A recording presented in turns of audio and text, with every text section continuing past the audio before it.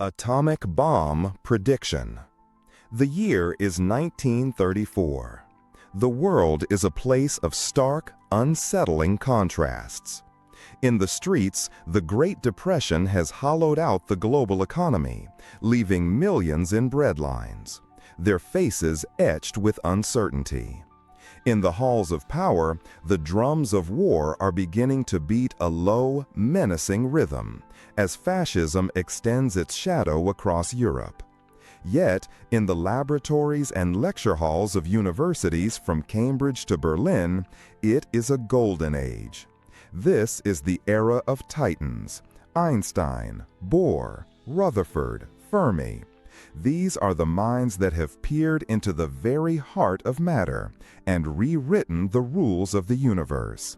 They have tamed the electron, mapped the quantum realm, and stared into the atomic nucleus.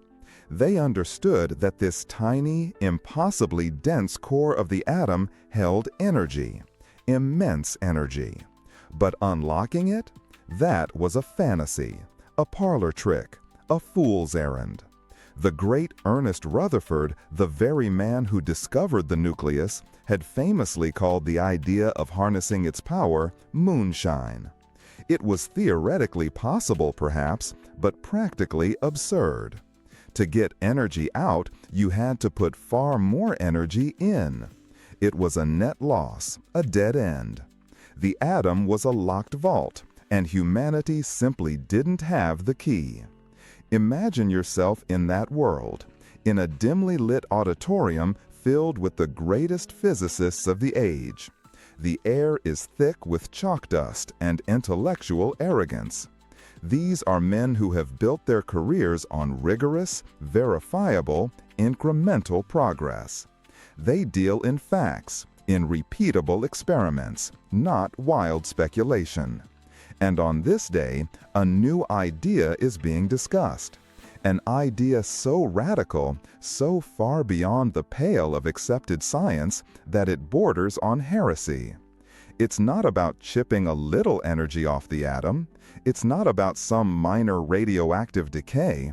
The idea being floated is that the largest, heaviest known atomic nucleus, uranium, could be shattered. Not just cracked, but split completely in two. Imagine a steel ball bearing. The prevailing science was about scraping off a few flecks of metal. This new idea was about hitting it with a hammer so precisely that it splits into two smaller, perfectly formed ball bearings. This was considered impossible. The forces holding the nucleus together, the so-called strong nuclear force, were the most powerful forces known to exist. The idea that a single, slow-moving neutron could destabilize and break apart something so robust was, to put it mildly, laughable. But the prediction went further, and this is where the laughter turned to scorn. The theory claimed that if you could achieve this impossible feat, the two smaller pieces, when you weigh them, would be lighter than the original whole. Some of the mass would have simply vanished, and in its place, converted, according to Einstein's famous but still largely abstract equation, E equals mc squared, would be a release of energy on a scale that dwarfed anything humanity had ever conceived. A single uranium atom on a blackboard, which then splits in two, releasing a blinding flash of light and a shock wave that ripples across the board, erasing other equations. Not the energy of a chemical reaction, like burning coal or exploding dynamite. This was stellar energy, the energy that powers the sun, packed into a single atom. It was a prediction of such magnitude that it broke the conceptual framework of 1930s physics.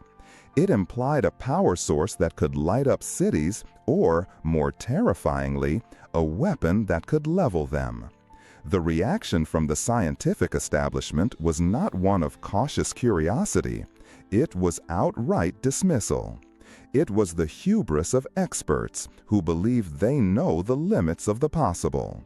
They saw it as a fundamental misunderstanding of nuclear physics. They had their models, their equations, their years of painstaking research that all said the nucleus was a fortress. This idea was an intellectual battering ram, and they lowered the gates. The faces of stern, skeptical male scientists from the 1930s, some shaking their heads, others smirking in disbelief in a lecture hall. Who was making this claim? Who was this person daring to suggest that the giants of the field had missed something so enormous, so fundamental? The prediction was a ghost at the feast of science, a whisper of a terrifying future that no one was prepared to acknowledge. They believed they were defending the integrity of their field from fanciful nonsense. What they were actually doing was laughing in the face of a prophet. They were dismissing a warning that would come to define the rest of the 20th century. In their certainty, they were blind. They couldn't see that the world was about to change forever, and that the key to the locked vault of the atom wasn't just being described to them, it was being handed over. The question remained, who was this unseen genius, this Cassandra of the atomic age, whose foresight was met with such profound and resounding ridicule? The unseen genius. The mind behind this earth-shattering prediction belonged to Lise Meitner, and her story is one of the most profound and infuriating sagas in the history of science. Born in Vienna in 1878, Meitner's journey was a relentless battle against the establishment. In an era when women were barely allowed into universities, let alone into the fiercely competitive, male-dominated world of physics, she had to be more than brilliant. She had to be unstoppable. She became only the second woman to earn a doctorate in physics from the University of Vienna. When she moved to Berlin to study with the legendary Max Planck, she was initially forbidden from entering the main laboratories where men worked. Lise Meitner, working alone in a cramped, dusty basement laboratory, a stark contrast to the grand, well-lit labs used by her male colleagues. Her first laboratory was a carpenter's workshop in the basement, a space she was not even allowed to leave through the main entrance. For years, she worked without a salary, a ghost in the machine of German science. Yet, her intellect was so formidable that it could not be ignored. She formed a partnership with a chemist, Otto Hahn, that would last for 3 decades. She was the theoretical physicist, the brains of the operation. He was the meticulous chemist, the hands. Together, they were at the forefront of radioactivity research.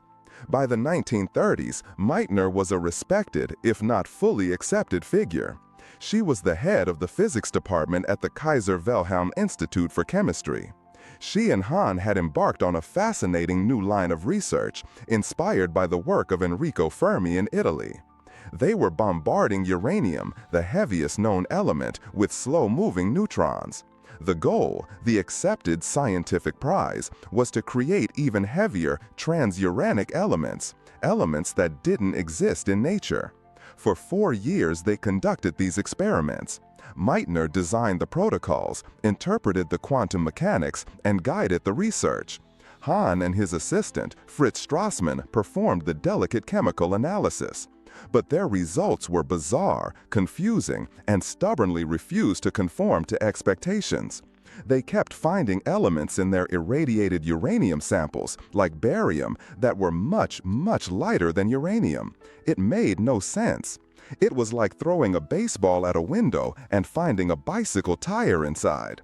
Then history intervened with brutal force.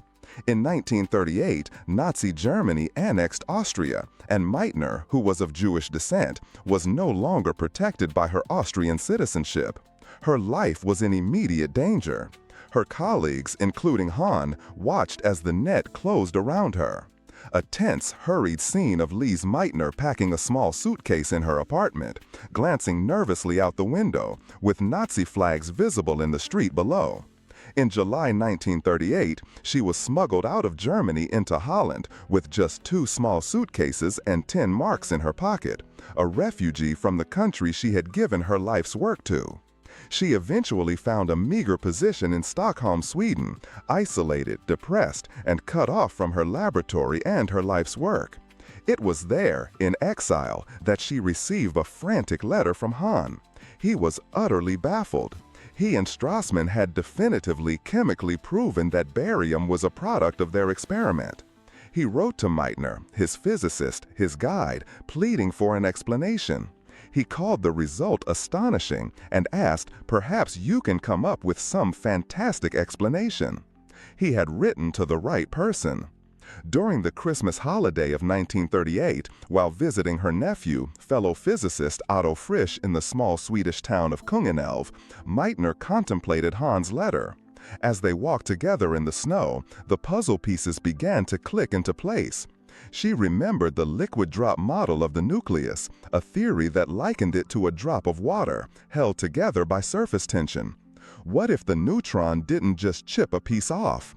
What if the uranium nucleus, struck by a neutron, became unstable, wobbled, elongated, and then split, like a water droplet breaking into two smaller droplets? The barium Hahn found wasn't a mistake, it was one of the pieces. She and Frisch sat down on a log and began scribbling calculations on scraps of paper. They calculated the electrical repulsion between the protons in the two new nuclei, and it was immense. Then came the masterstroke. Meitner calculated the mass of the original uranium nucleus and compared it to the combined mass of the two nuclei. Just as she had theorized years earlier, there was a discrepancy. A tiny fraction of the mass was missing. She plugged that missing mass into E equals mc squared. The result was 200 million electron volts per atom, an amount of energy that was, just as Hahn had requested, fantastic. It was the energy that confirmed her theory. They had a name for it: nuclear fission. She had solved the puzzle. She had discovered the mechanism that would define a new age, and she had done it as a refugee, with nothing but her mind, a letter, and a walk in the snow. Block 3. Echoes of History. Lise Meitner immediately understood the implications of her discovery. She and Frisch quickly wrote a paper for the journal, laying out the physics of nuclear fission. Otto Hahn and Fritz Strassmann published their chemical findings separately, and, crucially, they downplayed Meitner's foundational role, partly out of fear of the Nazi regime associating them with a Jewish scientist, and partly because Hahn himself struggled to fully grasp the physics he had helped uncover. But once Meitner's paper was published, the secret was out. The genie was out of the bottle. Across the Atlantic, the news spread through the physics community like a shockwave. Physicists immediately began replicating the experiment, and within weeks, the reality of nuclear fission was confirmed. And one crucial detail of Meitner's theory electrified them. The fission process didn't just release energy, it also released several extra neutrons. This was the key. Those newly freed neutrons could, in theory, go on to split other uranium atoms, which would release more neutrons, which would split more atoms. An animated visualization of a nuclear chain reaction, starting with one neutron splitting one atom, then 2, then 4, then 8, growing exponentially into a blinding flash of energy. It was the recipe for a self-sustaining, catastrophically powerful chain reaction. In a world teetering on the brink of global war, the military application was terrifyingly obvious. Scientists like Leo Szilard, a Hungarian refugee in the United States, realized with horror that Nazi Germany, the country that had discovered the chemical evidence for fission, might develop an atomic bomb. This fear led to one of history's most consequential letters. Szilard and Albert Einstein wrote to President Franklin D. Roosevelt in 1939, warning him of the extremely powerful bombs of a new type that could now be constructed. This letter directly spurred the creation of the Manhattan Project, the top-secret, monumental American effort to build an atomic bomb before the Germans did. And what was the foundational scientific principle of this entire multi-billion-dollar enterprise? Lise Meitner's theory of nuclear fission. They even asked her to join. Her response was immediate and absolute. "I will have nothing to do with a bomb." A committed pacifist, she was appalled that her greatest intellectual achievement, a moment of pure fundamental discovery about the nature of the universe, was being twisted into a weapon of mass destruction. While she sat in neutral Sweden, the world's most powerful nation poured its resources into weaponizing her work. On July 16, 1945, in the New Mexico desert, they tested the first device. The Trinity test was a horrifying success. Less than a month later, the bombs fell on Hiroshima and Nagasaki. History had finally, brutally, and unequivocally proven Lise Meitner right. The energy she had calculated on a scrap of paper in a snowy forest had been unleashed, and the world was forever changed. The laughter of those scientists in 1934 had turned into the silent, chilling scream of history. For Meitner, it was a moment of profound tragedy. She was hailed by the Allied press as the mother of the atomic bomb, a title she despised. She saw her life's work, a beautiful piece of physics, result in the deaths of hundreds of thousands of people. The ultimate validation of her genius was also her greatest heartbreak. The final injustice came in 1944, even before the bomb was used. The Nobel Prize in Chemistry for the discovery of nuclear fission was awarded. It was awarded to Otto Hahn alone. Meitner, the physicist who had initiated the project, guided the research for years and, most critically, provided the theoretical explanation for the fantastic results, was completely ignored. It was a scientific betrayal that cemented her status as one of history's most overlooked geniuses. Her story is a searing lesson. It's a lesson about the cost of prejudice, about how gender bias and anti-Semitism can sideline a mind that holds the key to the future. It's a lesson in the critical difference between scientific discovery and its application, and the moral burden that falls upon those who see the future first.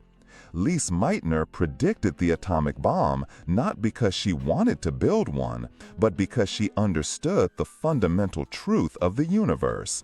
The world chose to laugh at her, then ignore her, and then, finally, to build her nightmare. Her legacy is a haunting question that we must continue to ask ourselves. Who are the prophets we are laughing at today?